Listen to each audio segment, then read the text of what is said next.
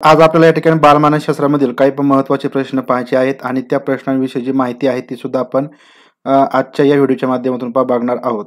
तर प्रश्न असतील आणि प्रश्नाशी संबंधित माहिती. त्याच्यामुळे तुम्हाला त्या माहितीविषयी किंवा प्रश्नाविषयी अजून वेगळा काही प्रश्न विचारला गेला तर त्या प्रश्नाची उत्तर देता येणार आहे. तर यासाठी आवाज वगैरे पण क्लिअर येत आहे का एकदा पण सांगायचं आहे. आपल्याला चुकीची अयोग्य जोडी या ठिकाणी ओळखायची आहे पहा. तर पहा मानसशास्त्रज्ञ आणि त्यांनी लिहिलेले जे किंवा जे काम केलेलं आहे, जे कार्य केलेलं आहे त्या ठिकाणी बघायचं आहे. त्या जोड्या ठिकाणी लक्षात ठेवायच्या आहेत. स्क्रीन दिसत नाही. चव्हाण मॅडम स्क्रीन दिसत नसेल तर तुमच्या व्हिडिओची सेटिंग जे रेझोल्युशन आहे ते वाढवून घ्या. तुम्हाला स्क्रीन व्यवस्थित क्लिअर दिसेल. तर या ठिकाणी या प्रश्नाचं उत्तर ऑप्शन क्रमांक सी आहे. लक्षात घ्या, चार्ल्स डार्विन. तर इंट्रोडक्शन ऑफ सायकोलॉजी. तर हे जे काही पुस्तक आहे किंवा जे ग्रंथ आहे तर तो या ठिकाणी चार्ल्स डार्विन यांनी पण लिहिलेला नाही. लक्षात घ्यायचं आहे. तर चार्ल्स डार्विन यांचा उत्क्रांतीवादीचा सिद्धांत आहे. उत्क्रांतीवादाचा सिद्धांत चार्ल्स डार्विन यांचा आहे. आता लक्षात घ्या, विल्यम जेम्स यांनी प्रिन्सिपल ऑफ सायकोलॉजी हा ग्रंथ किंवा हे पुस्तक पण लिहिलेलं आहे. लक्षात ठेवा. त्यानंतर विल्यम मॅकडुगल यांनी सायकोलॉजिकल सायकोलॉजी तर हे पुस्तक लिहिलं. त्यानंतर विल्यम मॅकडुगल यांनीच इंट्रोडक्शन ऑफ सोशल सायकोलॉजी हा ग्रंथ सुद्धा विल्यम मॅकडुगल यांचाच आहे. आणि अरिस्टॉटल यांचा ग्रंथ डी एनिमा तर हा आहे, परंतु चार्ल्स डार्विन यांचा हा ग्रंथ नाही. लक्षात घ्या. त्याच्यामुळे ऑप्शन क्रमांक सी चुकीचं येईल. लक्षात घ्या, चार्ल्स डार्विन यांचा उत्क्रांतीवादाचा सिद्धांत आहे. आपल्या सर्वांना माहिती आहे. विल्यम मॅकडुगल यांचं परत एक पुस्तक आहे जे an outline of psychology introduction of social psychology हा एक विल्यम मॅकडुगल यांचा ग्रंथ आहे. आणि पहिला ग्रंथ या ठिकाणी सायकोलॉजिकल सायकोलॉजी. तर हे या ठिकाणी 3 ग्रंथ किंवा पुस्तकं विल्यम मॅकडुगल यांनी लिहिलेली आहेत. थोडंसं हे लक्षात ठेवायचं आहे. आपल्या सायकोलॉजी संदर्भात ही पुस्तकं आहेत किंवा ग्रंथ आहेत, त्याच्यामुळे याच्यावरती प्रश्न विचारले जाऊ शकतात. प्रश्न दुसरा या ठिकाणी बघा, परिस्थितीच्या किंवा वातावरणाच्या अनुषंगाने व्यक्तीचे ज्या क्रिया घडतात त्या क्रियांचे शास्त्र म्हणजे मानसशास्त्र. तर ही मानसशास्त्राची व्याख्या खालीलपैकी कोणाची आहे? स्क्रीन दिसत नाही, ब्लॅक स्क्रीन दिसते.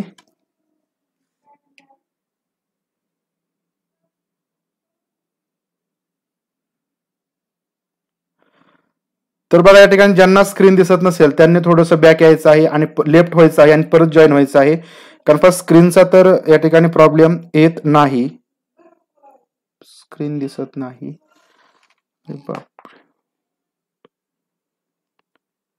माझ्याकडून तर काय प्रॉब्लेम नाही. बघा, कोणाकोणाला प्रॉब्लेम येतोय अजून? ब्लॅक स्क्रीनचा कोणाकोणाला प्रॉब्लेम येतोय? तर बघा, ज्यांना स्क्रीन दिसत नसेल त्यांनी थोडंसं बॅक जायचं आहे, परत यायचं आहे. स्क्रीन दिसेल. लक्षात घ्या, स्क्रीन दिसेल. थोडासा प्रॉब्लेम तुमच्या नेटवर्कमुळे येऊ शकतो. तर या ठिकाणी ही व्याख्या कोणाची आहे? परिस्थितीच्या किंवा वातावरणाच्या अनुषंगाने व्यक्तीच्या ज्या क्रिया घडतात त्या क्रियांचे शास्त्र म्हणजे मानसशास्त्र. तर ही व्याख्या खालीलपैकी कोणाची आहे? तर ही उडवर्थ यांची व्याख्या लक्षात घ्यायचं आहे. वातावरणाच्या किंवा परिस्थितीच्या अनुषंगाने व्यक्तीच्या ज्या क्रिया घडतात त्या क्रियांचं शास्त्र म्हणजे या ठिकाणी मानसशास्त्र अशी उडवर्थ यांची व्याख्या आहे. आता बघा, या ठिकाणी पुढे खालील शैक्षणिक मानसशास्त्राची व्याख्या कोणाची आहे? शैक्षणिक मानसशास्त्राची या ठिकाणी व्याख्या कोणाची आहे? शिक्षण या सामाजिक प्रक्रियेसंदर्भात व्यक्तीचे होणारे वर्तन, तिचा व्यक्तिमत्व विकास आणि त्या संबंधीचे मार्गदर्शन यांच्याशी संबंधित शास्त्र म्हणजे शैक्षणिक मानसशास्त्र. ही व्याख्या खालीलपैकी कोणाची आहे? सी स्किनर, डी एलकाइड, गुथ्री व पावर्स, क्रो. तर लक्षात घ्या, व्याख्या काय आहे? शिक्षण या सामाजिक प्रक्रियेसंदर्भात व्यक्तीचं होणारे वर्तन, तिचा व्यक्तिमत्व विकास आणि त्या संबंधीचे मार्गदर्शन यांच्याशी संबंधित शास्त्र म्हणजे शैक्षणिक मानसशास्त्र. ही व्याख्या कोणाची आहे? तर बघा, ही व्याख्या सी स्किनर यांची आहे. लक्षात घ्यायचं आहे. सी स्किनर यांची ही व्याख्या आहे. आता गुथ्री यांची व्याख्या कोणती आहे? क्रो यांची. आणि डी एल काइड यांची व्याख्या कोणती आहे? तर लक्षात घ्या, एलकाइड. तर डी एल्काइड यांची व्याख्या बघा, मानसशास्त्रातील सिद्धांत, निष्कर्ष, पद्धती, साधनांचा शैक्षणिक हेतूसाठी उपयोग करणारे उपयोजित मानसशास्त्र म्हणजे शैक्षणिक मानसशास्त्र. व्याख्या थोड्याशा लक्षात ठेवा. मानसशास्त्रामधील सिद्धांत, जे निष्कर्ष असतात, निष्कर्ष पद्धती असेल, साधनांचा शैक्षणिक हेतूसाठी उपयोग करणारं उपयोजित मानसशास्त्र म्हणजे शैक्षणिक मानसशास्त्र, अशी व्याख्या डी एल्काइड यांची आहे. त्यानंतर गुथ्री आणि पॉवर्स यांची व्याख्या लक्षात घ्या. शैक्षणिक क्षेत्रातील कोणत्याही प्रकारच्या समस्या सोडवण्यासाठी मानसशास्त्रीय तत्वांचा वापर करणारे शास्त्र म्हणजे शैक्षणिक मानसशास्त्र. बघा या ठिकाणी लक्षात घ्या, शैक्षणिक क्षेत्रामधील कोणत्याही प्रकारच्या समस्या सोडवण्यासाठी मानसशास्त्रीय तत्वांचा वापर करणारे जे शास्त्र आहे त्याला शैक्षणिक मानसशास्त्र असे गुथ्री आणि पॉवर यांनी म्हटलेलं आहे. पुढे या ठिकाणी बघा, क्रो आणि क्रो यांची व्याख्या आहे. व्यक्तीला जन्मापासून ते वृद्धावस्थेपर्यंत अध्ययन अनुभूतीचे वर्णन व स्पष्टीकरण ज्या शास्त्रात केले जाते ते शास्त्र म्हणजे शैक्षणिक मानसशास्त्र, अशी क्रो यांची व्याख्या आहे. बघा, व्यक्तीला जन्मापासून ते वृद्धावस्थेपर्यंत अध्ययन अनुभूतींचं वर्णन आणि स्पष्टीकरण ज्या शास्त्रात केलं जातं तर त्या शास्त्राला शैक्षणिक मानसशास्त्र असं म्हटलं जातं. तर बघा या ठिकाणी ज्या व्याख्या आहेत त्या व्याख्यांचा आपला एक स्पेशल व्हिडिओ आपण बनवलेला होता. जवळपास सगळ्या आपल्याला व्याख्या त्या ठिकाणी बघायला मिळतील. अध्ययनाच्या असतील, अध्यापनाच्या असतील, मानसशास्त्राच्या असतील, कल्पना, अवधाने, सर्व व्याख्या आपण एकाच लेक्चरमध्ये बघितलेल्या होत्या. तो लेक्चर एकदा, दोनदा, तीनदा बघा किंवा त्या लिहून काढा. सर्व व्याख्या पण लिहून काढा, तुमच्या या ठिकाणी सगळ्या व्याख्या लक्षात राहतील. तर अशा प्रकारे या ठिकाणी पहिली जी व्याख्या आपण सांगितली तर ती C.E. स्किनर यांची होती. शिक्षण या सामाजिक प्रक्रियेसंदर्भात व्यक्तीचं होणारं वर्तन, तिचा व्यक्तिमत्व विकास आणि त्या संबंधीचं मार्गदर्शन यांच्याशी संबंधित शास्त्र म्हणजे शैक्षणिक मानसशास्त्र. कन्फ्युजन करून घेऊ नका. प्रश्न पुढचा आहे बघा, आत्मनिरीक्षण पद्धतीचे फायदे खालीलपैकी कोणते? तर या ठिकाणी आपण याच्यासाठी जास्त प्रश्न घेतलेले नाहीत, जास्त वेळ सुद्धा आपला गेला नाही पाहिजे. जे काही तुम्हाला माहिती मिळेल ती माहिती तुम्हाला समजली पाहिजे आणि सर्वात महत्वाचं म्हणजे ते तुमचं कन्सेप्ट क्लिअर झाले पाहिजे. आत्मनिरीक्षण पद्धतीचे फायदे या ठिकाणी कोणते आहे ते सांगायचं आहे. पहिला फायदा, अनुभवावरून निष्कर्ष काढले जात असल्यामुळे अधिक विश्वासार्ह मानण्यास हरकत नसते, म्हणजे ते निष्कर्ष या ठिकाणी अधिक विश्वासार्ह असतात, अशा प्रकारचा पहिला फायदा. ही पद्धती सुलभ आणि बिनखर्चाची आहे. या पद्धतीचा उपयोग केव्हाही व कोठेही करता येतो. विचार, भावना इत्यादी मध्ये जिवंतपणा या पद्धतीमुळे अनुभवास येतो. तर सांगा या ठिकाणी आत्मनिरीक्षण पद्धती व्यक्तीच्या अभ्यास करण्याच्या या पद्धती आहेत. आत्मनिरीक्षण पद्धती असेल, प्रायोगिक पद्धती असेल, निरीक्षण पद्धती असेल, तर आपण या ठिकाणी प्रत्येक व्हिडिओच्या माध्यमातून एक जी पद्धत असेल, महत्वाचे टॉपिक असतील ते अशा प्रकारे डिस्कस करणार आहोत. आत्मनिरीक्षण पद्धतीचे फायदे, तर या ठिकाणी अगदी बरोबर ऑप्शन क्रमांक डी, चारही या ठिकाणी फायदे आहेत. आत्मनिरीक्षण पद्धतीचे हे फायदे आहेत. आता या ठिकाणी बघा, केवळ अंतर्मुख होऊन निरीक्षण करायचे असल्यामुळे या पद्धतीमध्ये उपकरणांची किंवा यंत्रसामग्रीची गरज भासत नाही. ही पद्धती सुलभ आणि बिना खर्चाची आहे. या ठिकाणी विद्यार्थ्याला स्वतःलाच किंवा कोणीही जो व्यक्ती असेल त्या व्यक्तीला आत्मनिरीक्षण या पद्धतीने स्वतःलाच आत्मनिरीक्षण अंतर्मुख होऊन करावं लागतं आणि त्याच्यामुळे त्यासाठी कोणत्याही उपकरणाची किंवा यंत्रसामग्रीची गरज नसते आणि याच्यामुळे ती पद्धती सुलभ आणि बिना खर्चाची असते. या पद्धतीचा उपयोग केव्हाही आणि कोठेही करू शकतो. म्हणजे आता मला वाटलं की मला आत्मनिरीक्षण या पद्धतीचा उपयोग करायचा आहे, मी सध्या या ठिकाणी आत्मनिरीक्षण पद्धती वापरू शकतो, तुम्हीही वापरू शकता, म्हणजे केव्हाही कोठेही करू शकतो. काही मनोव्यापार असे आहेत की त्याचा बोध या पद्धतीमुळे या ठिकाणी होऊ शकतो. म्हणजे बघा, एखादा पेशंट आजारी आहे, त्याला नेमकं काय होत आहे हे फक्त त्याला सांगता येऊ शकतं आणि त्याला सांगितल्याशिवाय, त्याने डॉक्टरला सांगितल्याशिवाय डॉक्टरला उपचार करता येणार नाही. म्हणजे या ठिकाणी लक्षात घ्या, आत्मनिरीक्षण पद्धती ही अशी पद्धती आहे की ज्याच्यामुळे या ठिकाणी एखाद्या गोष्टी फक्त त्याच व्यक्तीला समजू शकतात, बोध होऊ शकतो, दुसऱ्या व्यक्तीला होऊ शकत नाही. या पद्धतीमध्ये अनुभवावरून निष्कर्ष काढले जातात. स्वतःच्या अनुभवावरून निष्कर्ष काढले जात असल्यामुळे ते स्वतःचे अधिक विश्वासार्ह मानण्यास या ठिकाणी हरकत नसते. म्हणजे थोडक्यात आपण म्हणूया ते विश्वासार्ह असतात. विचार, भावना इत्यादी मध्ये या ठिकाणी जिवंतपणा या पद्धतीमुळे अनुभवास येत असतो. अशा प्रकारे या ठिकाणी हे फायदे आत्मनिरीक्षण पद्धतीचे आहेत. आता या ठिकाणी तसाच प्रश्न बघा, पाचवा प्रश्न की आत्मनिरीक्षण पद्धतीची अयोग्य अशी मर्यादा कोणती? जसे फायदे आहेत, जसे वैशिष्ट्ये आहेत, तसेच प्रत्येक पद्धतीचे मर्यादा आहेत, तोटे सुद्धा आहेत. त्याच्यामुळे प्रश्न तोटे फायदा याच्यावरतीच विचारले गेलेले आहेत. प्रश्न पाचवा बघा, आत्मनिरीक्षण पद्धतीची अयोग्य मर्यादा, चुकीची मर्यादा कोणती? पहिली मर्यादा आहे बघा, खरेखुरे शास्त्रशुद्ध आत्मनिरीक्षण करणे शक्य नाही. लहान मुले मानसिक दुर्बळ असलेल्या व्यक्ती, निर्बुद्ध माणसे आणि मानवेतर प्राण्यांच्या बाबतीत या पद्धतीचा फारसा उपयोग करता येत नाही. ही पद्धती वस्तुनिष्ठ आहे, सर्वसामान्य नियम आणि निष्कर्ष म्हणून स्वीकारणे अशास्त्रीय आहे. योग्य मर्यादा या ठिकाणी ओळखायची आहे. प्रश्न क्रमांक 5.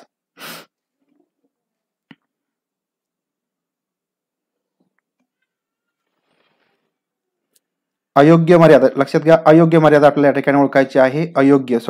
योग्य म्हटलं होतं मी. अयोग्य मर्यादा ओळखायची आहे. प्रश्न समजून घ्या. अयोग्य म्हणजे चुकीची मर्यादा आपल्याला सांगायची आहे.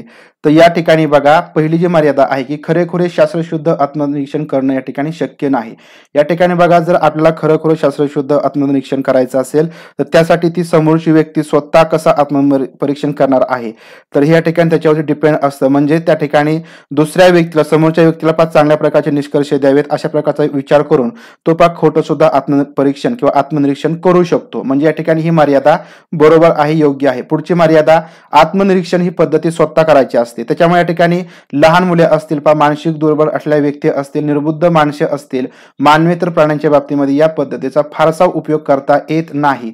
ही मर्यादा सुद्धा या ठिकाणी योग्य आहे, कारण या ठिकाणी स्वतः त्या ठिकाणी आपल्याला कंट्रोल करून आत्मनिरीक्षण करायचं असतं. म्हणजे जी दुर्बल असलेले व्यक्ती, म्हणजे वेडसर व्यक्ती असतील, लहान मुले असतील, ज्यांना या ठिकाणी आत्मनिरीक्षण म्हणजे नेमकं काय असतं, काय करायचं हे समजत नाही, निर्बुद्ध माणसे असतील आणि मानवेतर प्राणी असेल, त्यांना आत्मनिरीक्षण या ठिकाणी समजणार नाही. त्याच्यामुळे या पद्धतीचा त्यांच्यासाठी फारसा उपयोग नाही. ही सुद्धा एक अयोग्य अशी मर्यादा आहे. पुढे सर्वसामान्य नियम आणि निष्कर्ष म्हणून या ठिकाणी स्वीकारणे अशास्त्रीय आहे. या ठिकाणी बघा, स्वतः आपण निरीक्षण करत असतो, आत्मनिरीक्षण करत असतो. म्हणजेच या ठिकाणी स्वतःला जसं वाटेल तसं सुद्धा आपण या ठिकाणी आत्मनिरीक्षण स्वतःचं करू शकतो, निष्कर्ष देऊ शकतो. म्हणून या ठिकाणी जे सर्वसामान्य नियम असतील किंवा निष्कर्ष असतील त्या ठिकाणी स्वीकारणे अशास्त्रीय असतं. परंतु या ठिकाणी ही पद्धती वस्तुनिष्ठ आहे. तर ही या ठिकाणी जी मर्यादा आहे ती या ठिकाणी अयोग्य आहे, चुकीची आहे. कारण या ठिकाणी जी पद्धती असते तर ती या ठिकाणी बघा वस्तुनिष्ठ नसते. त्याविषयी माहिती बघा. या ठिकाणी आत्मनिरीक्षण, खरेखुरे शास्त्रशुद्ध आत्मनिरीक्षण करणे या ठिकाणी शक्य नसतं. त्यानंतर पुढची मर्यादा आपण सांगितली बरोबर आहे. या पद्धतीचा आधुनिक काळात या ठिकाणी वापर केला जात नाही. ही सुद्धा एक मर्यादा आहे. ही पद्धती बघा 18व्या शतकाच्या काळामध्ये वापरली जात होती. सध्या या ठिकाणी ही पद्धती वापरली जात नाही, म्हणून ही एक मर्यादा आपल्याला सांगता येते. आणि ही जी पद्धती आहे ही आत्मनिष्ठ पद्धती आहे. बघा, आत्मनिष्ठ म्हणजे काय, जर स्वतः आपल्याला चांगले निष्कर्ष द्यायचे असतील किंवा या ठिकाणी प्रामाणिकपणे निष्कर्ष द्यायचे असतील तर ती आत्मनिष्ठ झाली, म्हणजे व्यक्तिनिष्ठ झाली. परंतु ती या ठिकाणी वस्तुनिष्ठ नाही. म्हणजे या ठिकाणी किती एखाद्याला सांगितलं की तू खरेच निष्कर्ष दे किंवा तुला जे वाटलं तेच तू मला सांग, त्या ठिकाणी ती व्यक्ती कधीही सांगणार नाही, जर त्याला सांगायचंच नसेल तर. म्हणजे या ठिकाणी ही वस्तुनिष्ठ नाही, तर ही या ठिकाणी एक आत्मनिष्ठ अशी पद्धती आहे. म्हणून या ठिकाणी ही जी मर्यादा आपण सांगितली होती ती या ठिकाणी अयोग्य होती, चुकीची होती. म्हणून या ठिकाणी सर्वसामान्य नियम आणि निष्कर्ष म्हणून त्या ठिकाणी ते स्वीकारणे अशास्त्रीय असतं, कारण या ठिकाणी ते आत्मनिष्ठ असते. म्हणून अशा प्रकारे या ठिकाणी आपण जी सांगितली की तिसरी मर्यादा ही अयोग्य आहे. ABD या ठिकाणी मर्यादा बरोबर आहेत आणि जे खाली मी सांगितल्या मर्यादा त्या ठिकाणी बरोबर आहेत. कोणतीही मर्यादा तुम्हाला आली तर ते लक्षात घ्या. प्रश्न 6वा आहे बघा, प्रायोगिक निरीक्षण पद्धतीचे फायदे कोणते. जी बघा प्रायोगिक पद्धती असते, प्रायोगिक निरीक्षण पद्धती असते, ज्याच्यामध्ये आपण प्रयोग करणारा आणि ज्याच्यावरती प्रयोग केले जातात अशा दोन व्यक्तीमध्ये तर ही निरीक्षण पद्धती वापरली जाते, युजफुल असते. तर याने सुद्धा आपण व्यक्तीचा अभ्यास करू शकतो. तर फायदे सांगायचे आहेत. निष्कर्ष हे वस्तुनिष्ठ असतात. एखाद्या घटनेचा मर्यादित अभ्यास करता येतो. निष्कर्षाचे सामान्यीकरण करता येते. नवनवीन शोध माहितीत भर, विचार, कल्पना, विमर्श, चिंतन यास दिशा देता येते. तर फायदे सांगायचे आहेत निरीक्षण पद्धतीचे.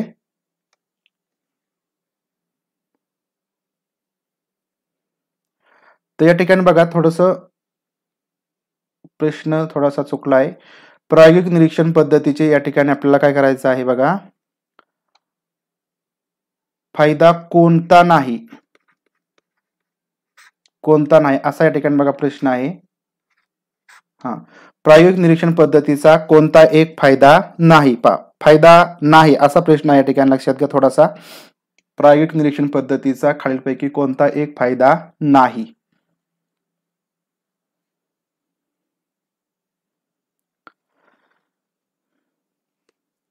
प्रायोगिक निरीक्षण पद्धतीची यापैकी निष्कर्ष हे वस्तुनिष्ठ असतात. प्रायोगिक पद्धती असते आणि त्याच्यामुळे आपण कंट्रोल ठेवून जे निष्कर्ष आहेत ते जे प्रयोज्य असतो, प्रयोग करणारा असतो, त्याला ते निष्कर्ष वस्तुनिष्ठ स्वरूपाचे निष्कर्ष काढता येतात. ते निष्कर्ष आपण पडताळून पाहू शकतो. हा एक फायदा या प्रायोगिक पद्धतीचा असतो. पुढं कोणतेही निष्कर्ष काढले तर त्याचं सामान्यीकरण करता येतं, जनरलायझेशन करता येतं, त्याला आपल्याला पडताळून पाहता येतं, म्हणजे सामान्यीकरण आपण करू शकतो. हा एक फायदा आहे. पुढं नवनवीन जे शोध असतात, माहितीमध्ये भर टाकायची असेल, विचार असतील, कल्पना, जे विमर्शी चिंतन असेल, यासाठी आपल्याला योग्य अशी दिशा द्यायची असेल, त्यासाठी आपण प्रायोगिक निरीक्षण पद्धतीचा उपयोग करतो. परंतु या ठिकाणी ऑप्शन क्रमांक बी, की एखाद्या घटनेचा या ठिकाणी मर्यादित अभ्यास करता येतो, तर हे या ठिकाणी फायदा आहे तो चुकीचा आहे किंवा फायदा नाही. कारण एखादी घटना असेल, त्या घटनेचा या ठिकाणी सर्वांगाने अभ्यास करता येतो या प्रायोगिक पद्धतीमुळे. लक्षात घ्यायचं आहे, प्रायोगिक पद्धतीमुळे सर्वांगाने अभ्यास करता येतो, हे या ठिकाणी लक्षात घ्या. निष्कर्ष वस्तुनिष्ठ असतात. एखाद्या घटनेचा सर्वांगीण अभ्यास करता येतो. आपल्याला ज्या पद्धतीने, ज्या बाजूने अभ्यास करायचा असेल, ज्या घटकाच्या बाजूने अभ्यास करायचा असेल, त्या सर्व बाजूने आपण अभ्यास करू शकतो. म्हणजेच या ठिकाणी जे प्रयोज्य असतात, प्रयोग करणारे असतात, त्याच्या मनाने जसा अभ्यास करायचा असेल तसा आपण अभ्यास करू शकतो. म्हणजे सर्वांगीण अभ्यास करता येतो, त्याला कोणत्याही प्रकारची मर्यादा नसते. निष्कर्षांचं सामान्यीकरण करता येतं आणि नवनवीन शोध असतील, माहितीमध्ये भर असेल, विचार, कल्पना आणि विमर्शी चिंतन याच्यासाठी आपल्याला दिशा चांगल्या प्रकारे देता येते. अशा प्रकारे या ठिकाणी खालीलपैकी बी क्रमांकाचा फायदा या प्रायोगिक निरीक्षण पद्धतीचा नाही. प्रश्न पुढचा आहे बघा, 7वा प्रश्न. खालीलपैकी वाढीची योग्य तत्वे कोणती? बघा,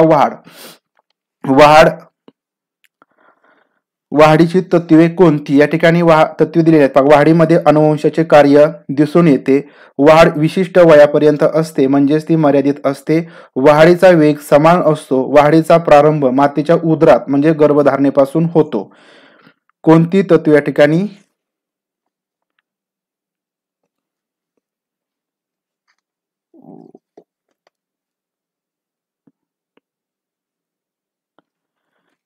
अयोग्य तत्व सांगायचं आहे? बघा, थोडस गपलत झाली थोडीशी माझ्याकडून, दुसरी एक पीडीएफ आली माझ्याकडून.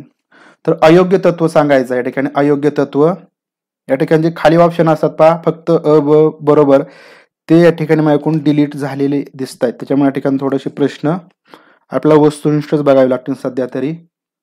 खालीलपैकी वाढीची अयोग्य तत्व कोणतं? अयोग्य तत्व या ठिकाणी सांगायचं आहे. तर ऑप्शन क्रमांक सी हे या ठिकाणी वाढीचं अयोग्य असं तत्व आहे.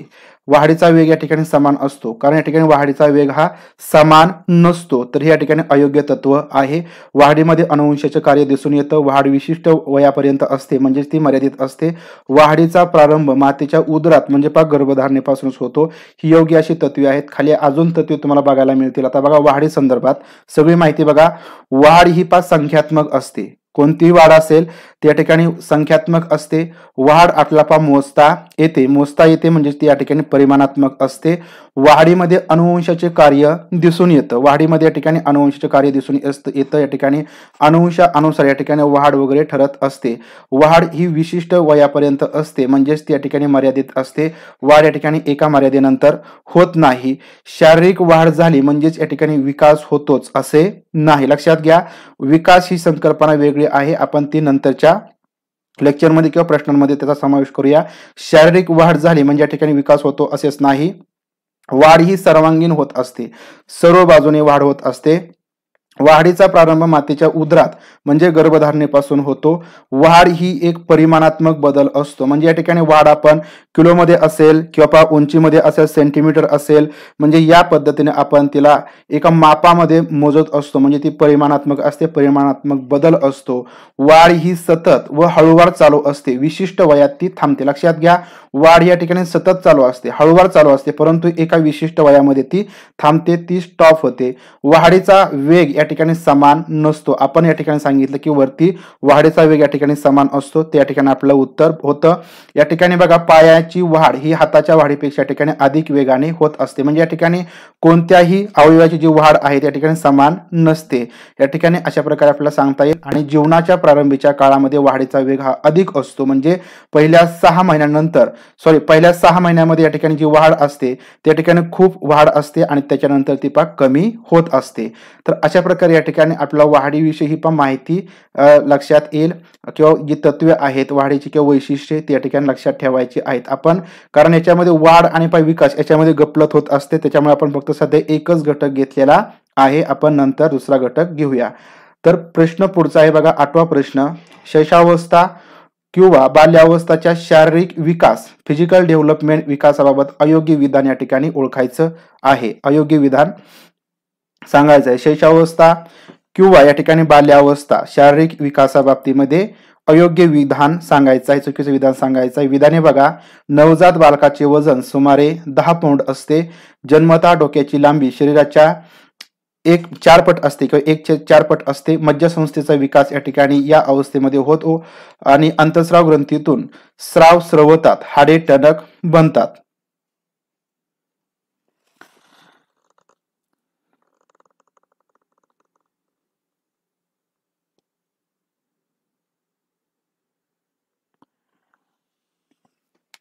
शैशवावस्था बाल्यावस्थाच्या शारीरिक विकास किंवा फिजिकल डेव्हलपमेंट विकासाबाबत विधाने अयोग्य विधान सांगायचं आहे. तर यापैकी ऑप्शन क्रमांक ए, नवजात बालकाचं वजन सुमारे 10 पौंड असतं, तर हे विधान या ठिकाणी अयोग्य आहे, चुकीचं आहे. जे या ठिकाणी लहान बाळ जन्म घेतं नवजात बालक असतं त्याचं वजन हे या ठिकाणी 7 पौंड असतं, लक्षात घ्यायचं आहे, 7 पौंड एवढं वजन असतं. बाकीचे या ठिकाणी विधाने शैशवावस्था किंवा बाल्यावस्थे बाबतीमध्ये या ठिकाणी बरोबर आहेत. आता शैशवावस्थेविषयी थोडीशी माहिती बघा. जी शैशवावस्था असते किंवा बाल्यावस्था असते याला आपण शैशवावस्था म्हणूया आणि पुढे बाल्यावस्था आहे. बघा, शैशवावस्था 1 ते 2 वर्षापर्यंत असते. बघा, शैशवावस्थेचा कालावधी काय असतो तर 1 ते 2 वर्ष, म्हणजे या ठिकाणी जन्मल्यापासून 1 ते 2 वर्षापर्यंत. बाल्यावस्थेचा कालावधी या ठिकाणी शैशवावस्था संपल्यानंतर म्हणजे दुसऱ्या वर्षापासून ते 6व्या वर्षापर्यंत ही बाल्यावस्था असते. आता शारीरिक विकास बघा, आता आपण शैशवावस्था आणि बाल्यावस्था या दोन्ही एकत्र केल्या आहेत 1 ते 5 वर्षापर्यंत. आता या ठिकाणी यांचा शारीरिक विकास कशा प्रकारे होतो तर नवजात बालकाचं वजन सुमारे 7 पौंड असतं. या ठिकाणी लक्षात घ्या, नवजात बालक असतं त्याचं वजन हे 7 पौंड असतं, तर उंची ही 18 इंच असते. उंची 18 इंच असते, वजन 7 पौंड इतकं असतं. 5व्या वर्षी वजन हे 30 पौंड होतं. जन्मल्याबरोबर या ठिकाणी 7 पौंड असतं, म्हणजे कमी जास्त या ठिकाणी असतं, लक्षात घ्या, कमी जास्त होऊ शकतं.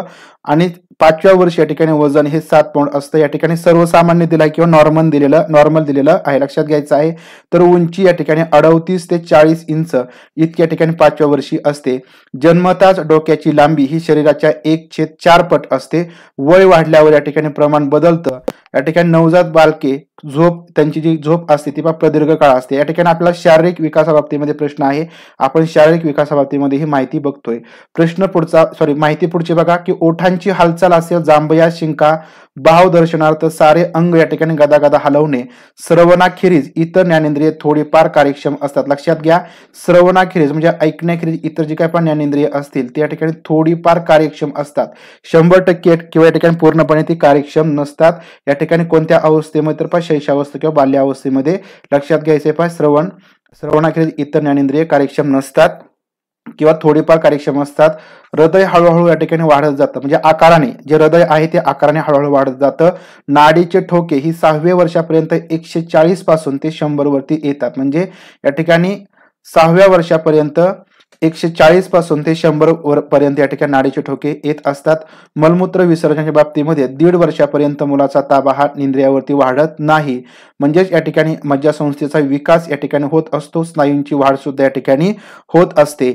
अंतस्राव ग्रंथीमधून स्राव स्रवतात, हाडे त्याच्यामुळे टणक बनतात आणि दुधाचे दात येतात 16 ते 20 दात, तर हे या ठिकाणी दुधाचे येत असतात. लक्षात घ्यायचं आहे, दुधाचे दात किती असतात तर 16 ते 20 हे दुधाचे दात येत असतात. जन्माच्या वेळी फुफ्फुसे अगदी लहान असतात. पहिल्या 3 ते 4 वर्षात त्यांची या ठिकाणी वाढ होत असते आणि जलद गतीने होते आणि नंतर ते या ठिकाणी मंदावत असते. म्हणजे जन्माच्या वेळी फुफ्फुसे ही अगदी या ठिकाणी लहान असतात, 3 ते 4 वर्षामध्ये लहान असतात. पहिल्या 3 ते 4 वर्षामध्ये जे मुलं असतात त्या मुलांची वाढ या ठिकाणी जलद गतीने होते आणि नंतर ती मंदावते. म्हणजे वाढीच्या बाबतीमध्ये लक्षात घ्यायचं आहे, पहिल्या 3 ते 4 वर्षात वाढ चांगली होते, नंतर ती मंदावते, ती हळूहळू या ठिकाणी होत असते. तर अशा प्रकारे या ठिकाणी शैशवावस्थेमध्ये जो शारीरिक विकास आहे, शारीरिक विकासाबाबतीमध्ये प्रश्न म्हणजे आता या ठिकाणी जे प्रश्न आहेत ते असेच विचारले गेले आहेत. भावनिक विकास कसा असेल, बौद्धिक विकास कसा असेल किंवा शारीरिक विकास कसा होतो, तर या ठिकाणी लक्षात घ्यायचं शैशवावस्था आणि बाल्यावस्थे संदर्भात. प्रश्न पुढचा आहे बघा, शैशवावस्था किंवा बाल्यावस्थेच्या बौद्धिक बौद्धिक किंवा बोधात्मक म्हणजे कॉग्नेटिव्ह डेव्हलपमेंट विकासाबाबत अयोग्य विधान सांगायचं आहे, चुकीचं विधान सांगायचं आहे बघा. बौद्धिक किंवा बोधात्मक म्हणजे कॉग्नेटिव्ह डेव्हलपमेंट. सीटेटचा जर तुम्ही अभ्यास करत असाल तर सीटेट मध्ये सुद्धा हे प्रश्न विचारले जातात, त्याच्यामुळे माहिती लक्षात घ्यायची आहे. मूल बुद्धीच्या जोरावर अनेक शब्द संपादित करते. 5 वर्षापर्यंत कालबोध, गणन इत्यादी बाबींचा विकास होतो. नवजात बालकाला स्मरणशक्ती असते. परिकथा, दंतकथा यांचे आकर्षण असते. आता लक्षात घ्यायचं आहे बघा, शैशवावस्था किंवा बाल्यावस्था दोन्ही एकत्र आले तर 1 ते 5 वर्ष हा वयोगट तुम्ही लक्षात घ्यायचा आहे. फक्त बाल्यावस्था आली तर या ठिकाणी तुम्ही पुढं 2 ते 6 वर्ष वयोगट लक्षात घ्यायचा आहे. फक्त शैशवावस्था आली तर 1 ते 2 वर्ष वयोगट लक्षात घ्यायचा आहे. दोन्ही एकत्र आले तर 1 ते 5 वर्ष वयोगट लक्षात घ्यायचा आहे. या ठिकाणी आपल्याला अयोग्य विधान सांगायचं आहे बौद्धिक किंवा बोधात्मक विकासाच्या बाबतीमध्ये. तर या ठिकाणी जी सी क्रमांकाचा ऑप्शन आहे नवजात बालकाला स्मरणशक्ती असते, तर हे या ठिकाणी अयोग्य आहे, चुकीचं आहे. अगदी बरोबर आहे बघा, तुमचा अभ्यास चांगल्या प्रकारे झालेला आहे याचा अर्थ. आता बघा, शैशवावस्था किंवा बाल्यावस्था विषयी बौद्धिक विकास आपण 1 ते 5 धरला, म्हणजे शैशवावस्था बाल्यावस्था दोन्ही 1 ते 5 धरलेला आहे, लक्षात घ्यायचं आहे. आता त्याच्यामध्ये बोधात्मक विकास किंवा बौद्धिक विकासाबाबतीमध्ये माहिती बघा, तर बुद्धिमत्ता ही अनुवंशिक आहे. आपण बघितलेलं आहे बुद्धिमत्ता अनुवंशिक आहे. मूल बुद्धीच्या जोरावरती अनेक शब्द संपादित करतं. संपादित करतं म्हणजे ते ग्रहण करतं, लक्षात घ्यायचं शब्द ग्रहण करतं किंवा ती संपादित करत असतं. 4 वर्ष ज्या वय असणाऱ्या मुलाचा 50% बौद्धिक विकास या ठिकाणी झालेला असतो, लक्षात घ्या. 4 वर्ष ज्या मुलाचं 4 वर्ष वय असेल त्याचा या ठिकाणी नॉर्मली 50% बौद्धिक विकास झालेला असतो. जर झाला नसेल तर या ठिकाणी आपण त्या मुलाला ॲबनॉर्मल मुलगा अशा ठिकाणी म्हणू शकतो. त्यानंतर बुद्धिमत्ता अनुवंशिक असली तरी सुद्धा बौद्धिक विकासावरती सभोवतालच्या परिस्थितीचा परिणाम घडत असतो, हे ठिकाणी निश्चित आहे. जरी अनुवंशिक असली तरी सभोवताली परिस्थिती कशा प्रकारची आहे याच्यावरती बुद्धिमत्ता किंवा तिचा विकास अवलंबून असतो. 5 वर्षापर्यंत बघा, या ठिकाणी वर्ष दिलेला आहे. 5 वर्षापर्यंत कालबोध, गणन इत्यादी बाबींचा विकास होतो. कालबोध म्हणजे बघा आज, काल, उद्या अशा प्रकारे या ठिकाणी कालबोध होतो. गणन 1, 2, 3 किंवा बेरीज वजाबाकी थोडेफार या ठिकाणी आपल्याला समजतं, मुलाला समजतं. आज, उद्या, परवा, आता, अंक मोजणे इत्यादी शब्दांचे अर्थ त्याला कळत असतात. विचारशक्तीचा या ठिकाणी विकास होत असतो. या ठिकाणी विचारशक्ती आहे त्याचा विकास या वयामध्ये होत असतो. जसे असे का असते, तसे का, असे प्रश्न मूल 5व्या वर्षी या ठिकाणी विचारतं. विचारशक्तीचा विकास कधी होतो तर बघा 5व्या वर्षी या विचारशक्तीचा विकास होत असतो. कल्पनाशक्तीचा विकास झालेला असतो. उदाहरण, आजोबांची काठी घेऊन आपण काठीचा घोडा तर क्षणात या ठिकाणी बंदूक करणारी मुलं बघत असतो. म्हणजे काठी घेणार आणि मध्येच या ठिकाणी डिशम डिशम अशा प्रकारे या ठिकाणी ते करू शकतात. म्हणजे त्यांची कल्पनाशक्ती की काठीला या ठिकाणी बंदूक करणं किंवा या ठिकाणी काठीला घोडा करणं अशा प्रकारे या ठिकाणी त्यांच्या कल्पनाशक्तीचा विकास झालेला असतो. आता नवजात जे बालक आहे त्या बालकाला स्मरणशक्ती नसते. या ठिकाणी आपल्याला सांगितलेलं आहे की आपण शैशवावस्था आणि बाल्यावस्था दोन्ही एकत्र बघितलं, म्हणजे 1 ते 5 वयोगट बघितला आणि याच्यामध्ये क्लिअरली सांगितलं की नवजात बालक आहे त्याला स्मरणशक्ती नसते. अमूर्त विचारांची या ठिकाणी पात्रता त्याच्यामध्ये नसते. अमूर्त विचार म्हणजे काय, त्या ठिकाणी ज्या अमूर्त गोष्टी असतील, ज्या समोरासमोर नसतील त्या गोष्टींचा ते विचार करू शकत नाहीत. तू व मी हा फरक या ठिकाणी त्यांना हळूहळू समजू लागतो. वर्ष या ठिकाणी 1 ते 3 दिलेला आहे 1 ते 3 वर्ष वयापर्यंत या ठिकाणी त्या मुलाला तू मी हा जो फरक आहे तो समजू लागतो. तोपर्यंत त्याला तू मी समजत नाही.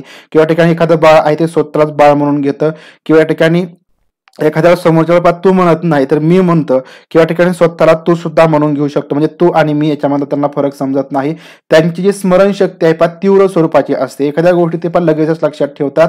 बडबड गीते त्यांना आवडत असतात. आपण या ठिकाणी बडबड गीते चुकलो, एखादं आपण बडबड गीत म्हणत आहोत त्यावेळेस आपण जर चुकलं, म्हणजे या ठिकाणी वयोगट जर 4 ते 5 असेल तर ही जी मुलं आहेत त्या ठिकाणी तात्काळ आपली चूक झालेला आहे या ठिकाणी ते सांगू शकतात. एवढी त्यांची बौद्धिक विकास झालेला असतो, विचारशक्ती त्यांची प्रगट झालेली असते. परिकथा, दंतकथा यांचं आकर्षण असतं. त्या कथा त्यांना गोष्टी त्यांना आवडत असतात.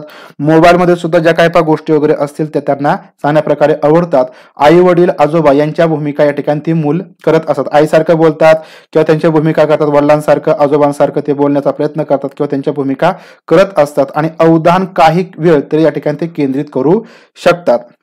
जे लक्ष देण्याची प्रक्रिया आहे त्या ठिकाणी काही वेळ त्यांची केंद्रित होत असते.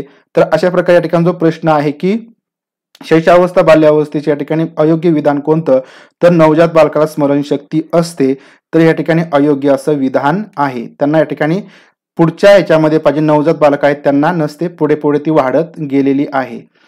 प्रश्न पुढचा 10वा प्रश्न, शैशवावस्था किंवा बाल्यावस्थेच्या बौद्धिक व बोधात्मक विकासाबाबत अयोग्य विधान या ठिकाणी कोणतं?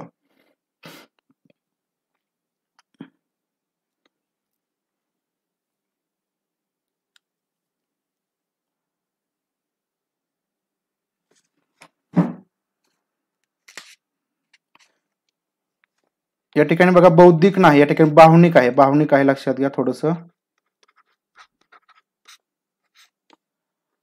भावनिक विकासाबाबतीमध्ये आहे.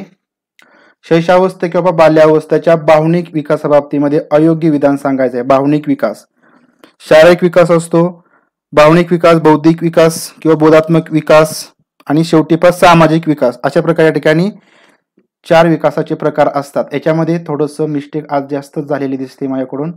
तर शैशवावस्था बाल्यावस्थेच्या भावनिक विकासाबाबतीमध्ये अयोग्य विधान सांगायचं आहे.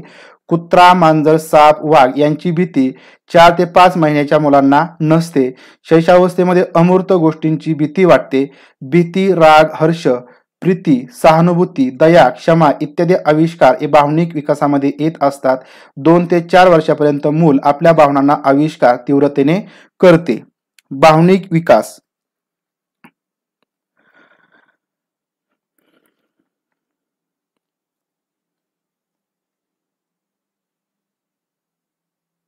तर बघा, शैशवावस्थेमध्ये अमूर्त गोष्टींची भीती वाटते. अमूर्त गोष्टींच्या ठिकाणी भीती वाटते, तर हे विधान या ठिकाणी अयोग्य आहे. लक्षात घ्या, जी शैशवावस्था आहे त्या अवस्थेमध्ये आपण वरच्या प्रश्नामध्ये बघितलं की त्यांना अमूर्त गोष्टीच बघा माहिती नसतात. अमूर्त गोष्टी माहिती नसतात, त्याच्यामुळे त्या गोष्टीविषयी त्यांना भीती वाटण्याचं काहीही कारण नाही. म्हणून ऑप्शन क्रमांक बी या ठिकाणी योग्य आहे. आता पुढे बघा की भावनिक विकासाबाबतीमध्ये बघा 1 ते 5 वर्ष वयोगट आहे पहा. इमोशनल डेव्हलपमेंट, भीती, राग, हर्ष, प्रीती, सहानुभूती, दया, क्षमा इत्यादी आविष्कार हे या ठिकाणी भावनिक विकासामध्ये येत असतात. लक्षात घ्या, भीती असेल, राग येत असेल किंवा हर्ष असेल, हर्ष होणं, प्रीती असतील, सहानुभूती, दया आणि क्षमा या सर्व ज्या काही आविष्कार आहेत त्या सर्व आविष्काराचा समावेश भावनिक विकासामध्ये येत असतो. जन्मताच अर्भकाचा भावनाविष्कार म्हणजेच एक प्रकारचा उद्रेक असतो. म्हणजे लगेचच राग येणं, एखादी गोष्ट जर दिली नाही त्याचं चिडचिड करणं किंवा ठिकाणी एखाद्या गोष्टीचा त्यांना उद्रेक होणं, राग येणं, खूप मोठ्या प्रमाणात राग येत असतो त्यांना आणि त्यानंतर तो या ठिकाणी साकार होऊ लागतो. म्हणजे या ठिकाणी तो कमी कमी होत जातो. म्हणजेच या ठिकाणी एखादा लहान मुलगा रागावतं तर आपण नंतर म्हणतो की तो राग कमी होत जाईल, तर तो नंतर या ठिकाणी कमी होत असतो. तर पहिल्या वर्षातील जो भावनाविष्कार आहे हा प्रामुख्याने शारीरिक गरजांशी निगडीत असतो. ज्या काय पाहिजे शारीरिक त्याच्या गरजा असतात त्या शारीरिक गरजा भागवण्यासाठी या ठिकाणी पहिल्या वर्षातील भावनाविष्कार या ठिकाणी डिपेंड असतो. त्याच्यामुळे या ठिकाणी त्यांच्यामध्ये भीती येऊ शकते, राग येऊ शकतो किंवा सहानुभूती येऊ शकते, क्षमा किंवा दया या ज्या गोष्टी आहेत त्यांचा या ठिकाणी आविष्कार होऊ शकतो. कुत्रा असेल, मांजर, साप, वाघ यांची भीती ही 4 ते 6 महिन्यांच्या मुलांना नसते. लक्षात घ्या, जे 4 ते 6 महिन्यांचं मूल आहे, साप आला तर सापाला सुद्धा धरायला पाहू शकतो, वाघ आला किंवा मांजर असेल, कुत्रा असेल, तर या सर्व प्राण्यांच्या कोणत्या प्रकारची भीती ही 4 ते 6 महिन्याच्या मुलांना नसते. ही भीती वाढत्या वयाबरोबर मुले संपादित करतात. नंतर त्यांचा जसा संबोध क्लिअर होत जाईल की या ठिकाणी याच्यापासून आपल्याला धोका होऊ शकतो, तर या ठिकाणी त्याच्यानंतर त्याला भीती वाटू शकते. पहिल्या वर्षातील जे मूल आहे ते भावनिक उद्रेकाच्या वेळी सर्वांगांची आदळ आपट करू शकतं. पहिल्या वर्षातील जे मूल आहे त्या ठिकाणी भावनिक उद्रेकाच्या वेळी सर्वांगाचे आदळ आपट करतं, रडतं किंवा ओरडणं या प्रकारचं ते वर्तन करत असताना आपल्याला बघायला मिळतं. म्हणजे डायरेक्टली ते अंग टाकून देतात किंवा ठिकाणी थाय उड्या मारू शकतात. तर अशा प्रकारे या ठिकाणी यांचं वर्तन असतं. त्यानंतर 2ऱ्या ते 3ऱ्या वर्षाच्या मुलाला अंधाराची भीती वाटू लागते. बघा, 2ऱ्या 3ऱ्या वर्षाचे जे मुलं आहे त्याला अंधाराची भीती वाटू लागतं, कारण या ठिकाणी त्याचा थोडा आपण म्हणून अमूर्त गोष्टींविषयी थोडंसं नॉलेज वाढायला लागतं, तसंच त्याला अंधाराची भीती वाटायला लागते.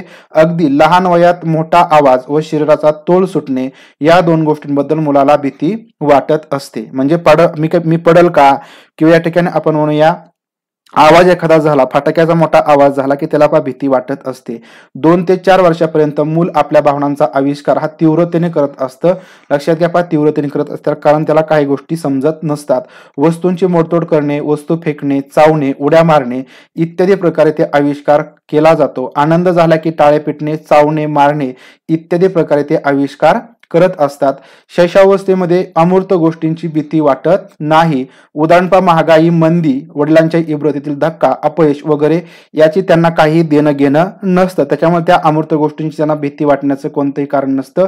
5 वर्षांचं जे मूल आहे बघा, वयोगट दिला 5 वर्षांचं मूल, आदळापट करून ते राग व्यक्त करायचा नसतो, हे घरातून या ठिकाणी शिकतं. जसजसं पण मूल मोठमोठं होत जातं तसं आपल्याकडून काही गोष्टी शिकतं, काही गोष्टी समजून घेतं. म्हणजेच या ठिकाणी त्याला राग आला की या ठिकाणी आदळापट करायची नसते किंवा राग किंवा मोठ्याने ओरडायचं नसतं, हे त्या मुलाला समजतं. आणि नंतर ते मूल पण शांत येतं. म्हणजेच भांडण झालं की छोटी निकिता ही संजय बरोबर गट्टी फू करते, बोलायला लागते आणि थोड्या थोड्या वेळाने खाऊ मिळालं नाही की ती पुन्हा आनंदाने संजय बरोबर या ठिकाणी खेळू लागते. अशा प्रकारे या ठिकाणी जो भावनिक विकास आहे, लक्षात घ्या, भावनिक विकास आहे तो अशा प्रकारे शैशवावस्था किंवा बाल्यावस्थेमधील मुलांचा होत असतो. तर याच्यामध्ये जे आविष्कार वगैरे आहेत, कोणते भावनिक घटक असतात ते थोडेसे लक्षात ठेवा आणि बाकीच्या गोष्टी जे महत्वाच्या आहेत ते थोड्याशा लक्षात ठेवायच्या आहेत. प्रश्न पुढचा आहे बघा, 11वा प्रश्न, बालकाच्या विकासातील किशोर अवस्थेचा कालावधी खालीलपैकी कोणता? बालकाच्या विकासामधील किशोर अवस्थेचा कालावधी खालीलपैकी कोणता आहे? 2 वर्ष ते 6 वर्ष, 6 वर्ष ते 12-13 वर्ष, 12 ते 13 वर्ष किंवा 12 ते 13 ते 14 ते 15 वर्ष, 14 ते 15 ते 21 वर्ष. या ठिकाणी किशोर अवस्थेचा कालावधी आपल्याला विचारलेला आहे.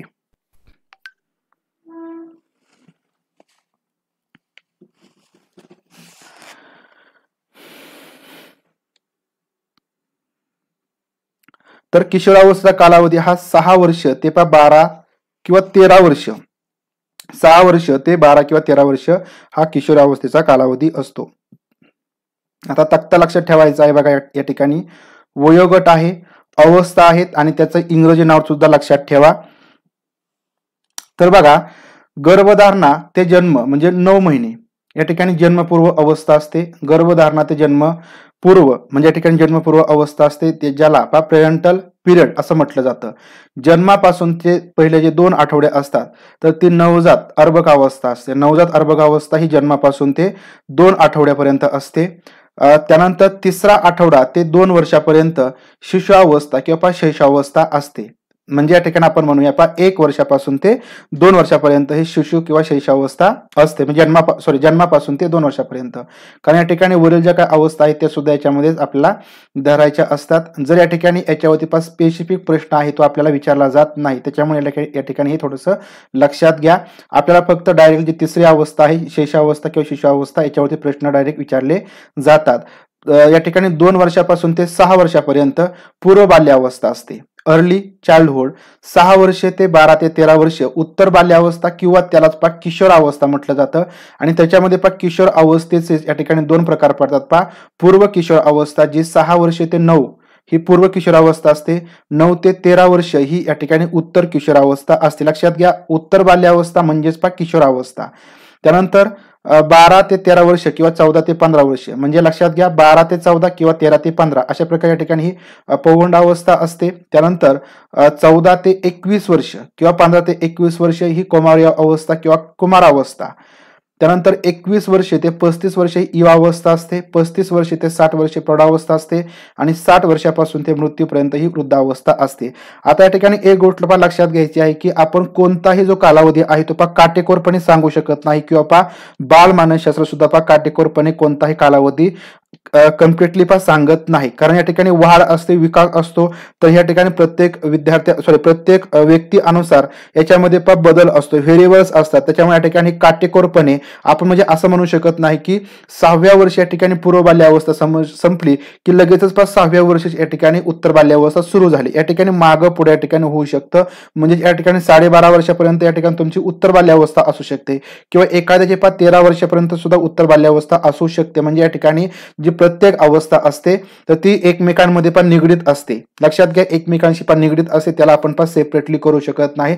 त्याच्यामुळे या ठिकाणी जो कालावधी आहे तो थोडासा मागं पुढं होत असतो. आणि जर ऑप्शन तुम्हाला आले तर या ठिकाणी ॲक्युरेटली ऑप्शन येत नसतात. लक्षात घ्या, ढोबळ माने त्या ठिकाणी जे ऑप्शन आहे ते दिलेले असतात. त्याच्यामुळे या बाबतीमध्ये बघा जास्त विचार करू नका की या ठिकाणी या पुस्तकामध्ये अशा प्रकारे कालावधी दिला आहे, तुम्ही सर या ठिकाणी हा अशा प्रकारचा कालावधी सांगत आहे, तर या बाबतीमध्ये तुमचं कन्फ्युजन करू घेऊ नका. लक्षात घ्या, सदाचा कालावधी या ठिकाणी ढोबळ दिलेला असतो. या ठिकाणी थोडाफार फरक या ठिकाणी 100% असतो. कोणीही या ठिकाणी अॅक्युरेटली सांगू शकत नाही. आता पुढचा प्रश्न बघा, पूर्व बाल्यावस्था ही 2 वर्ष वयाला सुरू होते आणि कितव्या वर्षाला ती संपते किंवा कितव्या वर्षी वयाला ती पूर्ण होत असते? पूर्व बाल्यावस्था 8, 6, 10, 9. पूर्व बाल्यावस्था कोणत्या 2 वर्ष वयाला ती सुरुवात होत असते बघा. पूर्व बाल्यावस्था आपण वरती चार्ट बघितला त्याच्यामध्ये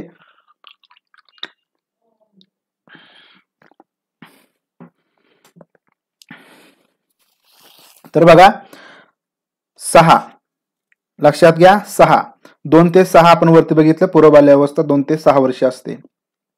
व्यक्तिभेदाची कोणती कारणे योग्य आहेत? या ठिकाणी व्यक्तिभेद असतो. तुमचा माझ्यामध्ये व्यक्तिभेद आहे, विद्यार्थ्यामध्ये आपल्या समोर जे विद्यार्थी येणार आहेत त्यांच्यामध्ये सुद्धा व्यक्तिभेद असतो. तर ही जी व्यक्तिभेद आहेत म्हणजे प्रत्येक व्यक्ती वेगळा असतो, भावभाव वेगळे वेगळे असतात, त्यांच्या स्वभावामध्ये बदल असतो. तर याची खालीलपैकी कोणती कारणे योग्य आहेत? अनुवंश, अंतःस्राव, लिंग आणि वय, ज्ञानेंद्रियांची क्षमता.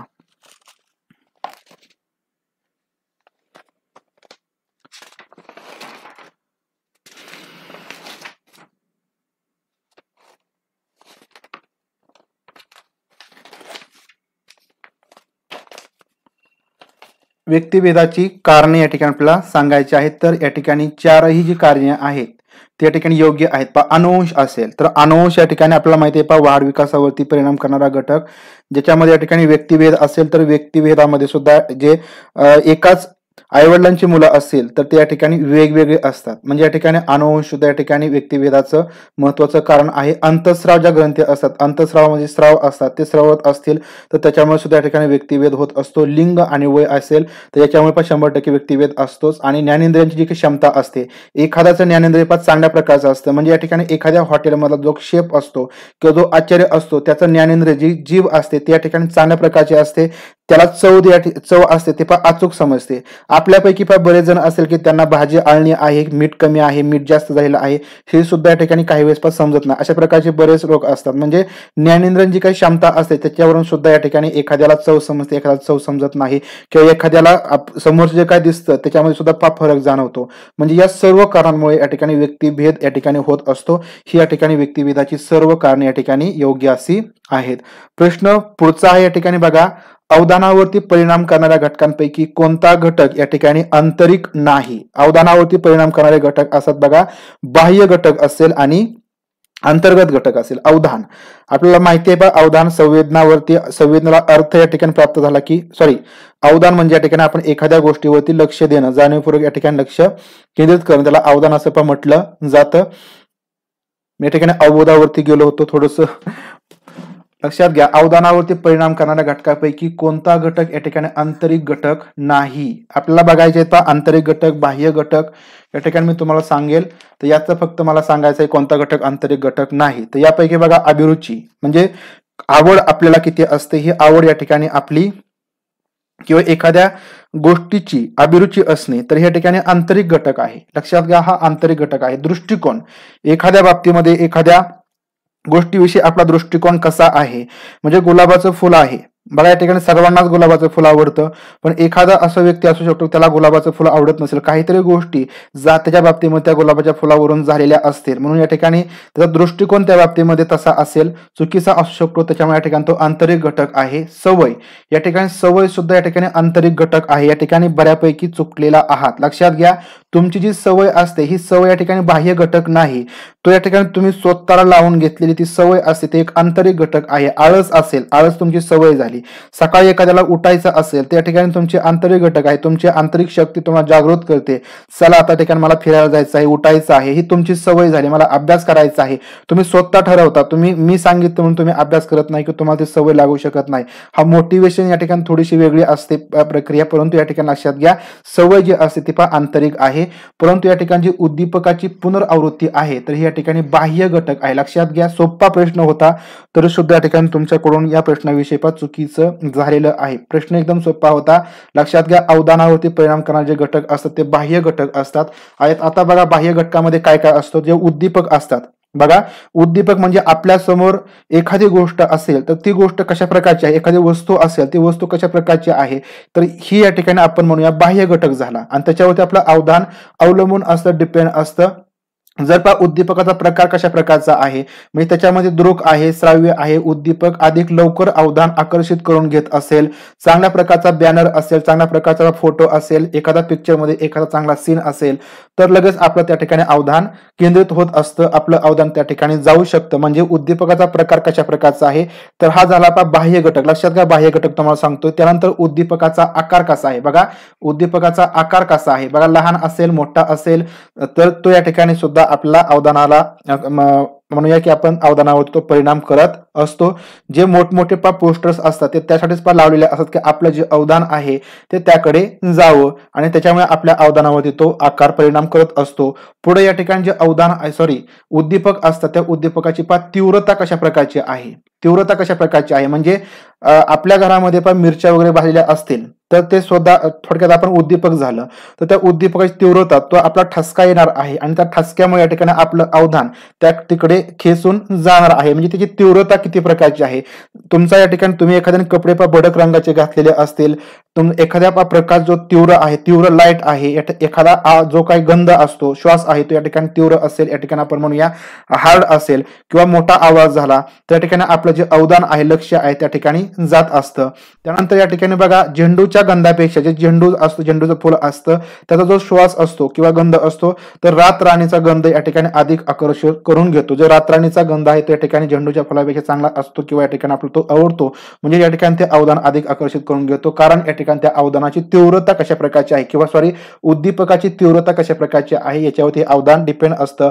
पुढे या ठिकाणी उद्दीपकाची हालचाल कशा प्रकारची आहे. एखादा उद्दीपक आहे, दोन व्यक्ती समोर उभ्या आहेत परंतु एखादा हालचाल करत असेल तर त्या हालचालीकडे आपलं लक्ष त्या ठिकाणी जाणीवपूर्वक जात असतं.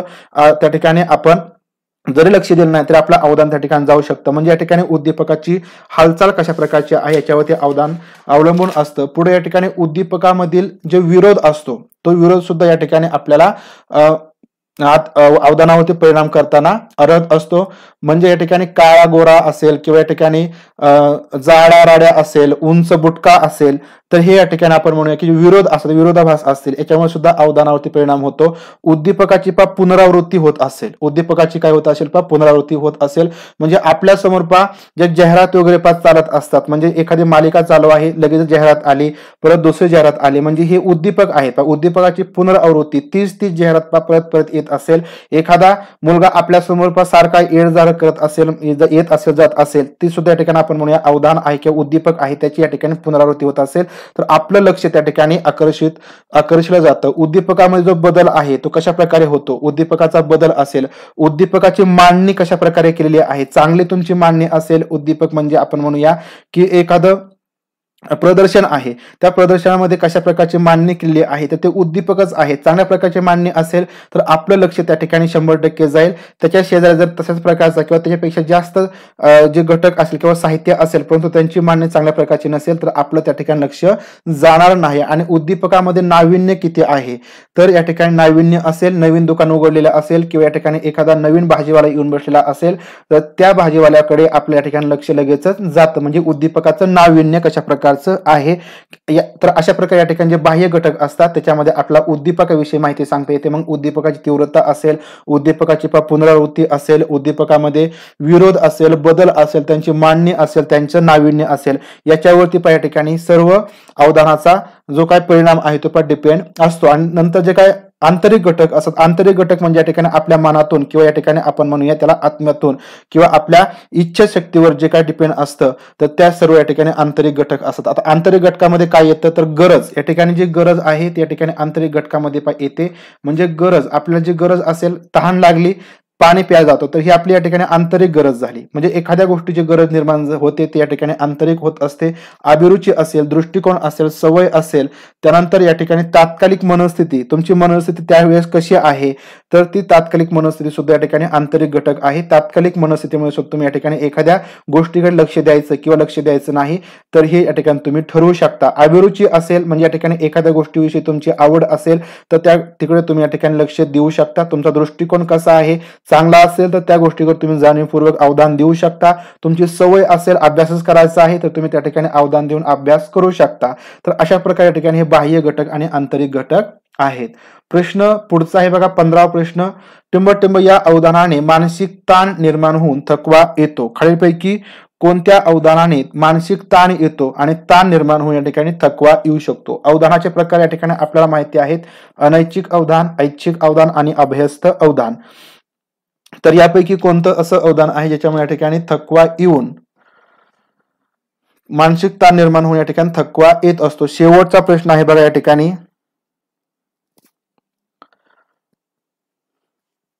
15चं उत्तर या ठिकाणी द्यायचं आहे.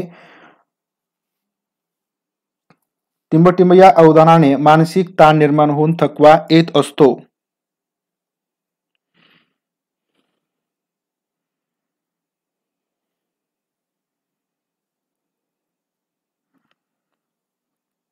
तर पहा याचं उत्तर ए नाही. लक्षात घ्या, जे ऐच्छिक अवधान असतं पहा, ऐच्छिक अवधान असतं ज्याकडे आपल्याला या ठिकाणी आपल्याला काय करावं लागतं, लक्ष द्यावंच लागतं. तर त्या अवधानामुळे या ठिकाणी मानसिक ताण निर्माण होतो आणि या ठिकाणी थकवा येत असतो. जे अनैच्छिक अवधान असतं ते अनैच्छिक अवधान फार चंचल असतं. बाह्य उद्दीपकामुळे या ठिकाणी ते अवधान आपलं आकर्षिलं जातं. म्हणजे चंचल कशा प्रकारचं असतं, तर दोन गोष्टी असेल आपल्या समोर, एक चांगले असेल एक वाईट असेल, एखादी सुंदर असेल या ठिकाणी आपण एखादी अनुरूप असेल. तर आपलं अनैच्छिक अवधान आहे, आपलं लक्ष नसताना सुद्धा त्या ठिकाणी आपलं जे उद्दीपक आहे, उद्दीपक जसा असेल जशी तीव्रता असेल तशा प्रकारचं आपलं अवधान त्या ठिकाणी जाऊ शकतं. म्हणजे या ठिकाणी ज्या अनैच्छिक गोष्टी आहेत, ज्या आपल्या हातामध्ये गोष्टी नाही, त्याच्यामुळे आपल्या मनावरती किंवा आपल्या डोक्यावरती कोणत्याही प्रकारचा ताण येणार नाही. अनैच्छिक अवधान या ठिकाणी थोडं लक्षात घ्यायचं आहे. जे अनैच्छिक अवधान असतं ते या ठिकाणी सर्वात जास्त लहान मुलांमध्ये आढळून येत असतं. अनैच्छिक अवधान म्हणजे आपली इच्छा नसताना आपण या ठिकाणी तिकडे लक्ष देऊ शकतो, अवधान केंद्रित करू शकतो. त्यावेळेस आपला कोणत्याही प्रकारचा मानसिक ताण येत नाही किंवा थकवा येत नाही. आता तुमची परीक्षा जवळ आली, तुमची या ठिकाणी बघा परीक्षा जवळ आली म्हणून या ठिकाणी तुम्ही ताण ओढवून घेताय. लक्षात घ्या, आता तुम्हाला सगळं मी सांगतो की ज्यावेळेस आपण काहीतरी गोष्टी करत असतो त्याला ऐच्छिक अवधान असं म्हटलं जातं. तुमची इच्छा आहे की मला परीक्षा पास व्हायची, परीक्षा जवळ आली आणि मी या ठिकाणी त्या गोष्टींचा ताण घेणार, टेन्शन घेणार आणि या ठिकाणी तुम्हाला तुमच्या मनावरती मानसिक ताण आला की तुम्हाला या ठिकाणी थकवा हा येत असतो. हे या ठिकाणी ऐच्छिक अवधानामध्ये असतं. म्हणजे या ठिकाणी हा आंतरिक उद्दीपक असतो. ऐच्छिक अवधान या ठिकाणी कशावरती डिपेंड असतं, तर आंतरिक उद्दीपक. म्हणजे तुम्हाला अभ्यास करा हे या ठिकाणी मी सांगितलेलं नाही, तर परीक्षा जवळ आली आहे, तुम्ही स्वतः ठरवलं की परीक्षा जवळ आली आहे, या ठिकाणी आता आपला अभ्यास केला पाहिजे, पुस्तकं वाचली पाहिजे, कशा प्रकारे अभ्यास करायचा हे तुम्ही स्वतः ठरवता आणि हे या ठिकाणी ऐच्छिक अवधान झालं. हे आंतरिक उद्दीपक झाले आणि याच्यामुळे या ठिकाणी तुम्हाला थकवा येतो, मानसिक ताण तुमच्यावरती निर्माण होतो ऐच्छिक अवधानामुळे. आणि जे काय अभ्यस्त अवधान आहे तर अभ्यस्त अवधान या ठिकाणी हे अभिरुचीमुळे असतं. तुमची एखाद्या गोष्टीमध्ये किती अभिरुची आहे, तुम्हाला चित्रकलेमध्ये आवड असेल, संशोधन क्षेत्रामध्ये आवड असेल, तुम्हाला पुस्तकं वाचण्याचा, पुस्तक चालण्याचा छंद असेल, तुम्हाला अभ्यासाचा छंद असेल, तर या ठिकाणी तुम्हाला त्या गोष्टीचा मानसिक ताण येणार नाही. तुम्हाला त्या गोष्टीचा कोणत्याही प्रकारचा मानसिक ताण येणार नाही. लक्षात घ्या, ज्या विद्यार्थ्याला, ज्या मुलाला अभ्यासाचा ताण येतो याचा अर्थ त्याचा त्या अभ्यासामध्ये किंवा त्या अभ्यासामध्ये त्याची अभिरुची नसते. लक्षात घ्या, म्हणजे हे अभ्यस्त अवधान झालं. अभ्यस्त अवधान या ठिकाणी अभिरुची पूर्ण असतं, ज्याच्यामध्ये गायक असतील, चित्रकार असतील, लेखक असेल, कवी आणि शास्त्रज्ञ असतील, तर हे आपल्या कामामध्ये एवढी अभिरुची पूर्ण मग्न असतात की त्यांना काळ, स्थळ याचं कोणत्या प्रकारचं भान नसतं. तर ते अवधान हे अभ्यस्त अवधान असतं. अभ्यस्त अवधान हे एखाद्या गोष्टीमध्ये अभिरुची असल्याशिवाय निर्माण होऊ शकत नाही. तर अशा प्रकारे या ठिकाणी ऐच्छिक अवधानामुळे मानसिक ताण निर्माण होऊन थकवा येत असतो. तर अशा प्रकारे या ठिकाणी एकूण आपण फक्त 15 प्रश्न बघितलेत, परंतु तुम्हाला या ठिकाणी किती प्रश्न सोडवता येतील आता हे तुम्ही किती घेतलं याच्यावरती डिपेंड आहे. आणि सर्वात महत्वाचं म्हणजे कोणत्याही अभ्यासाचा टेन्शन घेऊ नका. अभ्यासाचं टेन्शन तुम्ही जेवढं घ्याल तेवढं तुम्ही जेवढा अभ्यास केलेला आहात तेवढा तुमचा अभ्यास झालेला नाही असं तुमचं या ठिकाणी एक मानसिकता होऊ शकते. तुमचं मन तुम्हाला सांगेल की माझा कोणत्याही प्रकारचा अभ्यास झाला नाही, त्याच्यामुळे तुम्हाला कोणताही प्रश्न सोडवता येणार नाही. त्याच्यामुळे लक्षात घ्या, परीक्षा 21 तारखेला आहे, पुढे जाणार आहे की 30 तारखेला होणार आहे, तर ह्या ठिकाणी सध्या डोक्यातून काढून टाका. आपली परीक्षा 21 तारखेलाच होईल, तर एवढंच लक्षात ठेवा. त्याप्रमाणे अभ्यास करा. 21ला झाली तर सुद्धा चांगलंच आहे, कारण आपल्याला माहिती आहे तुमची परीक्षा कधीही कॅन्सल होऊ शकते. त्याच्यामुळे लक्षात घ्या, अभ्यासच करायचा आहे आणि होईल किंवा नाही याचं नियोजन आपल्याकडे नाही किंवा आपल्याला कन्फर्म माहिती नाही. त्याच्यामुळे आपण डिपेंड राहायचं नाही की परीक्षा पुढे जाईल या भरोशावरती राहू नका. तर या ठिकाणी आपण उद्याचा जो विषय आहे तो या ठिकाणी कदाचित आपला सामाजिक शास्त्र किंवा परिसर अभ्यास हा विषय असेल, किंवा या ठिकाणी आपण बालमानसशास्त्र याच्यावर सुद्धा प्रश्न घेऊया. आणि आता आपल्याला दोन जे परीक्षा आहेत, सीटेट आणि महा टीईटी, तर याच्यामध्ये आपल्याला बॅलन्स साधायचा आहे. त्याच्यामुळे मराठी सुद्धा आपण लेक्चर, सीटेट सुद्धा आपण एक लेक्चर एक्स्ट्रा घेणार आहोत. म्हणजे 2 लेक्चर आपल्या ठिकाणी होण्याचा या ठिकाणी मी प्रयत्न करणार आहे. टीईटी होणार आहे का फिक्स आहे, या ठिकाणी पण मी सांगू शकत नाही टीईटी होणार आहे का नाही. तर या ठिकाणी लक्षात घ्या, मी माझं काम करतोय, तुम्ही तुमचं फक्त काम करा. या ठिकाणी शासन त्यांचं काम करेल. परीक्षा त्याच दिवशी घ्यायची किंवा पुढे घ्यायची किंवा पुढे या ठिकाणी ढकलायची. तर या ठिकाणी मी बऱ्याच वेळा सांगत आलो की याचं कोणत्याही प्रकारचा जास्त विचार करू नका. सर्वसमावेशक शिक्षण आणि एकात्मक अनुदेशन मीन्स एकात्मक अनुदेशन. अनुदेशन म्हणजे या ठिकाणी आपण म्हणूया आपण सर्वांना एकाच वेळेस किंवा एखादी जी गोष्ट आहे त्या सर्वांना या ठिकाणी मार्गदर्शन एकत्रच करणं, याला अनुदेशन. अनुदेशन याचाच अर्थ या ठिकाणी आपल्याला काय म्हणता येतो की मार्गदर्शन किंवा गायडन्स करणं. सर्वसमावेशक शिक्षण म्हणजे काय, ज्याच्यामध्ये पण सर्व विद्यार्थी असतील, विशेष विद्यार्थी असतील, अतिहुशार विद्यार्थी असतील, सर्वसामान्य विद्यार्थी असतील, तर या सर्वसमावेशक शिक्षणामध्ये हे येत असतात. सायन्सचं सुद्धा आपण या ठिकाणी जे सेग्रेगेशन आहे, सेपरेशन आहे ते करणार आहोत. हॉल तिकीट आलेले आहेत, हॉल तिकीट काढून घ्या आणि त्याची जी प्रिंट आहे ती प्रिंट 1 दिवस आधी काढा. लगेच काढण्याची घाई करू नका, परंतु तुम्ही जी पीडीएफ आहे पीडीएफ डाउनलोड करून घ्या. सीटेटचे आपले लेक्चर आहेत आपल्या चॅनलला उपलब्ध आहे. तुम्ही सर्व लेक्चर्स बघू शकता. सर्व लेक्चर्स तुम्ही या ठिकाणी बघू शकता, आपल्या चॅनलवरती उपलब्ध आहेत. जुने सुद्धा लेक्चर उपलब्ध आहेत आणि आपण नवीन सुद्धा लेक्चर घेत आहोत. हॉल तिकीट आलेले आहे, सर्वांनी डाउनलोड करून घ्या. प्रिंट फक्त 1 दिवस आधी काढा. ठीक आहे. पण सर्वांना गुड नाईट. ज्यांना टेस्ट सिरीज घ्यायची असेल तर टेस्ट सिरीज घ्या. या ठिकाणी खूप छान छान प्रश्न मी काढलेले आहेत. बालमानसशास्त्र असेल, बाकीचे विषय असतील तर या ठिकाणी तुम्ही टेस्ट सिरीज घ्या. जास्तीत जास्त सराव करा. प्रिव्हियस इयरचे असतील किंवा नवीन असतील. आणि आपण हे जे प्रश्न तुमच्या समोर मी देतो तर हे प्रश्न आपण त्या ठिकाणी सुद्धा अपलोड करतो. जी खाली तुम्हाला माहिती मी सांगितली ती माहिती सुद्धा तुम्हाला त्या ठिकाणी वाचायला मिळते. त्याच्यामुळे या ठिकाणी टेस्ट सिरीज घ्या. तुमचा सराव जास्तीत जास्त होण्यासाठी पण मी प्रयत्न करत आहे. त्याच्यामुळे तुमचा त्या ठिकाणी नक्कीच फायदा होईल. तर ठीक आहे. पण सर्वांना गुड नाईट. टेस्ट या ठिकाणी आपण वाढवतोय सर, आपण टेस्ट अपलोड करतोय. विषयानुसार आपल्या ज्या टेस्ट आहेत त्या ठिकाणी आपण अपलोड करत आहोत. टेस्ट सिरीज साठी व्हॉट्सअपवरती SMS केला तरी चालेल, काही प्रॉब्लेम नाही. मला व्हॉट्सअपला मेसेज करा 8975989212 याच्यावरती मला व्हॉट्सअप मेसेज करा. क्लिअर दिसत नाही त्या ठिकाणी रेंजचा प्रॉब्लेम असू शकतो, तर या ठिकाणी तुम्ही नंतरही हा व्हिडिओ बघू शकता. आपले व्हिडिओ सगळे रेकॉर्डेड असतात, फ्रीमध्ये असतात. तुम्ही कधीही याचा लाभ घेऊ शकता. काही या ठिकाणी प्रॉब्लेम येणार नाही, कधीही बघू शकता. ठीक आहे. बघा सर्वांना गुड नाईट.